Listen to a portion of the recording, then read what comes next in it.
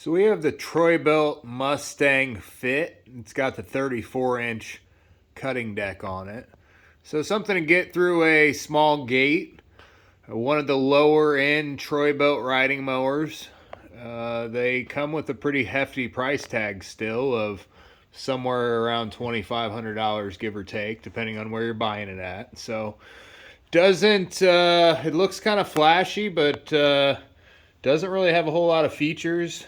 A whole lot of great parts on it for the price. So we're going to go over kind of some of the pros and cons of this model and go from there. Around a year and a half, 2 years ago, these things were, I don't know, $12.99, somewhere in there. They were selling the riders for $8.99 to $9.99 and these for $12.99, I believe, right when they came out.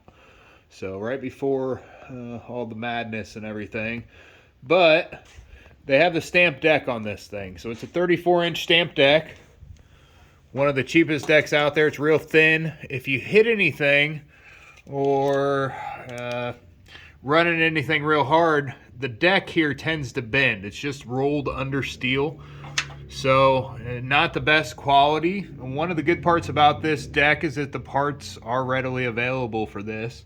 Pretty much always. They've used these spindles for years. They've used these same idler pulleys here for years. Everything is real accessible down here to get to and to see and to check out, but there's no grease zerks on anything down here. So no grease zerks on the deck whatsoever. So the bearings are good for the life of the unit. It's just not going to be that long as far as the bearings go, just because you can't keep good grease in them. So it is greasable up at the front here. There's a grease zert on both sides here, and that's for the spindle that goes up through for your tire. So that's good. It's definitely good that they allow you to grease them on that. And then also on the front end here for the tire. And it is just a plastic bushing that they have on each side. So let's see if the other one has maybe a little less grease or something in it. Get you a good. Okay, so there's a little bit better view. You can kind of see that plastic. So that's a plastic bushing on each side for the unit. So it's not metal. It doesn't have any bearings or anything in it. It's just a plastic bushing. That's kind of the gist of how this thing's made, with kind of cheap. It's got the manual Pto engagement. So in order to engage the blade, you're going to pull the lever on this side. So you're going to pull it forward to engage your blade.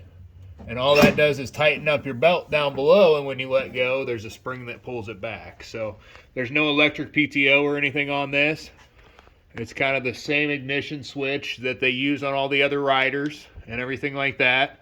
Also the same throttle and choke cable. So again, that is one of the good things about this, is all the parts are pretty readily available. It's nothing out of the normal there. But as far as everything else goes, you can just look at some of the steel here. It's just rolled steel. I mean, if I wanted to, I could take and just grab this arm and pull it over, you know? So if you hit anything real hard, or, you know, just after normal wear and tear, getting some water, a little bit of rust starts to accumulate down in here, this thing's just not going to last real well.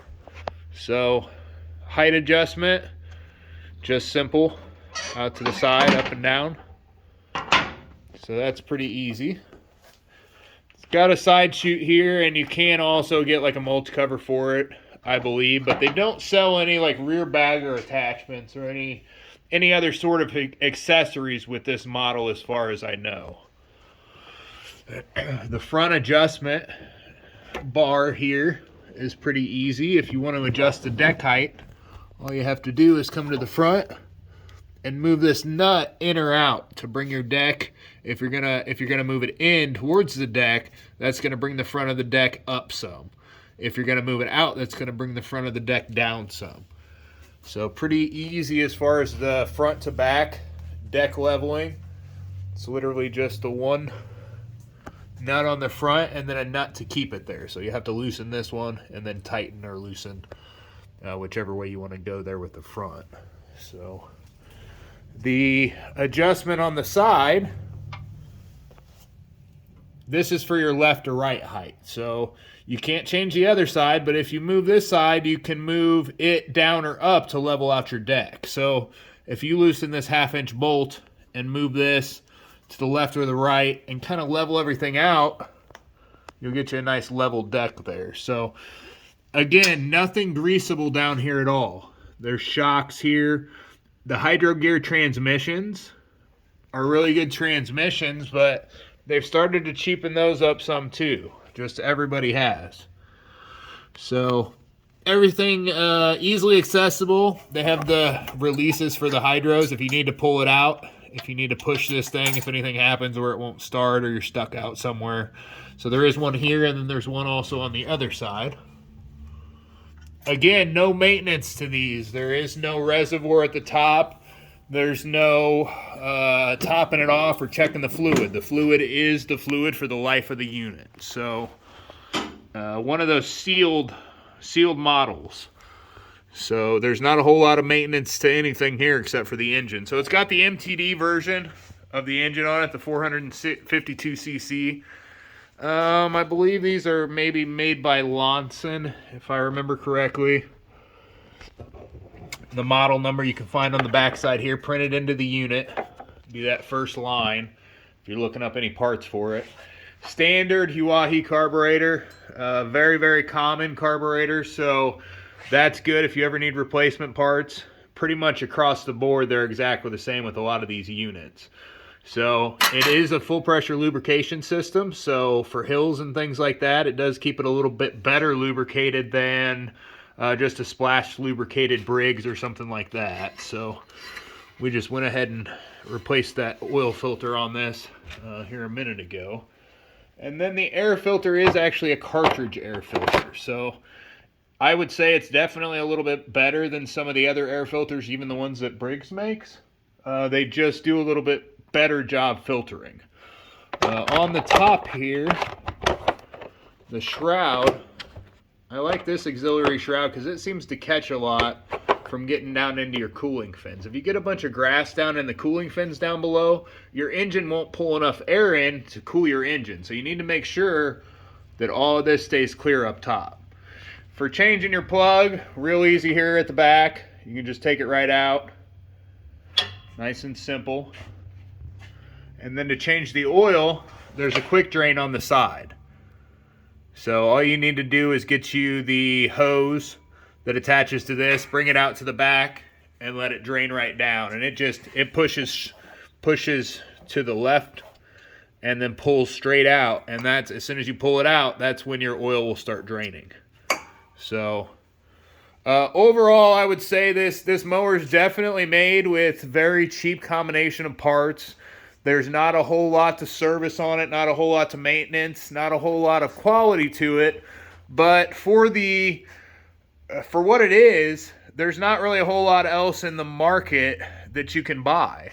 So I recommend these things all the time, or at least used to, until the price doubled on them.